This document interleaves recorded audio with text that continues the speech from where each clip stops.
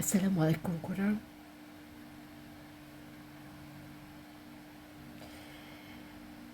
Aku Irsyad. Ya, memperkenalkan aku Irsyad. Bukan Arsyad. Kalau korang ada tahu cerita pasal aku dengan si Dia, itu semua telah berlalu korang. Itu cerita 5 tahun lalu.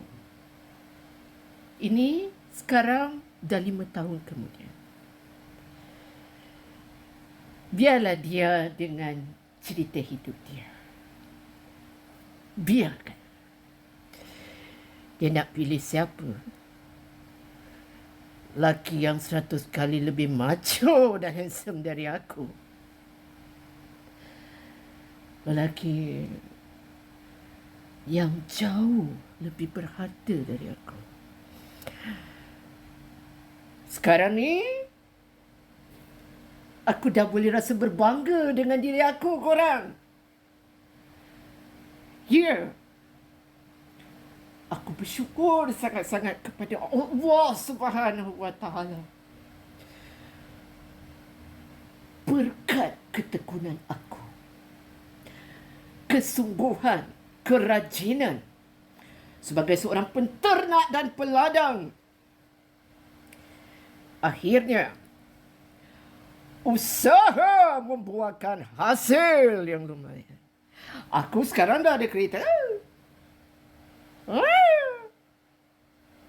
Dia kalau nak U-turn patah balikkan aku pun, aku minta maaf, aku cakap terus terang.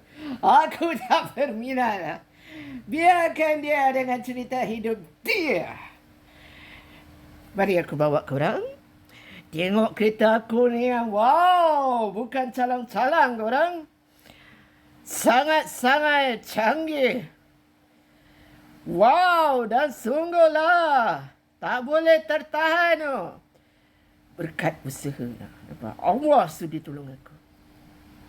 Harga boleh tahan tu. Aku cakap dengan korang. Korang jangan mata merah. Korang yang nak tengok ni nanti aku nak bawa korang. Jangan mata merah. Okey. Jam sini ya semua. Cuk.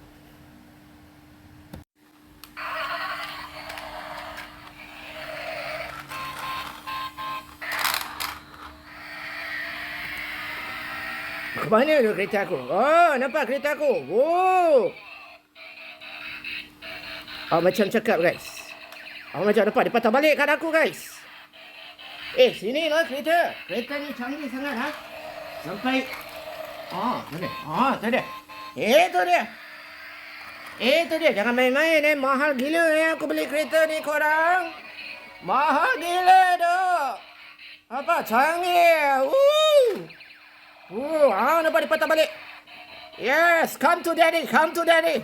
Come to daddy. Come to Papa here. Papa Irsyad is here. Yeah.